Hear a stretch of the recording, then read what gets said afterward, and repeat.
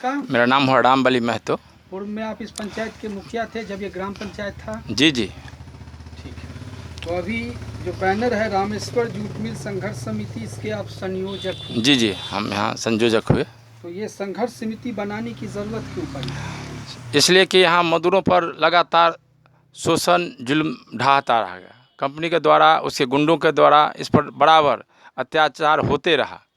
जब हम मुखिया बने 2001 में, तो अत्याचार के खिलाफ ही लोग हमको यहाँ मुखिया बनाए। अपना पैसा, अपना चंदा दे करके, वोट दे करके हमको लोग मुखिया बनाए। और वही के स्वरूप में जिस उम्मीद से लोग हमको मुखिया बनाए कि मजदूर को लड़ाई को लड़ेंगे, लड़ते भी थे, तो आगे भी लड़ेंगे, इसलिए बनाए और हम उस पर खड़ा उतरे।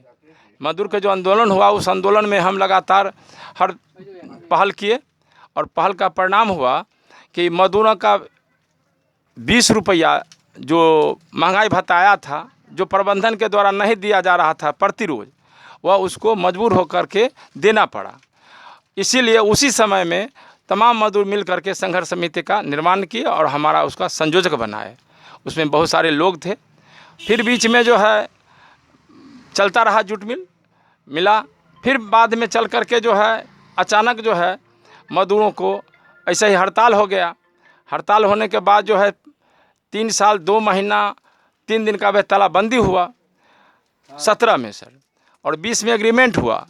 उस एग्रीमेंट के कॉलम 9 में लिखा हुआ है सर कि न्यायालय, श्रम न्यायालय में मजदूरों का अवैध तालाबंदी का मामला चल रहा है। न्यायालय का जो फैसला होगा वह दोनों पक्ष को मान्य होगा, यानी मालिक और मजदूर को।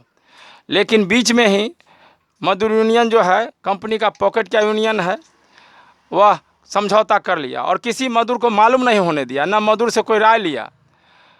तो बाद में चलकर हम लोगों को मालूम हुआ, तो हम लोग नकल निकाल करके और बेगूसराय श्रम न्यायालय में फिर से अपील किया। वह अपील मंजूर हो गया और अभी तक लगातार 3 गवाही गुजर चुका है। अब कंपनी को ये लगता है कि अब हमको 12 करोड़ रुपया समथिंग देना पड़ेगा। इसलिए वह 12 करोड़ को पचाने के लिए एक एक मजदूर पर वह माने शोषण और दबाव दे रहा है कि तुम लोग जबरन लिखो कि हम यह पैसा नहीं लेंगे, जिसके खिलाफ में आज से 1 महीना पहले भी मजदूर गोलबंद होकर के और आंदोलन पर चला गया था। फिर वह तुरंत भय से वापस ले लिया आंदोलन, मजदूर के भय से एकता के देख करके। और फिर दोबारा रणनीति के तहत जो है, जो 6 गो नेतृत्वकर्ता साथी हैं, उसको जो है कल एकाएक गेट बंद कर दिया कि तुम कंप्रोमाइज करवाओ मुखिया से और वह कहो कि यह केस को कंप्रोमाइज कर ले, तब तुमको रखेंगे, अन्यथा तुमको हम नहीं रखेंगे। इसी के आक्रोश से जितने भी मजदूर थे, तमाम लोग इन 6 मजदूरों के साथ खड़ा हो गए।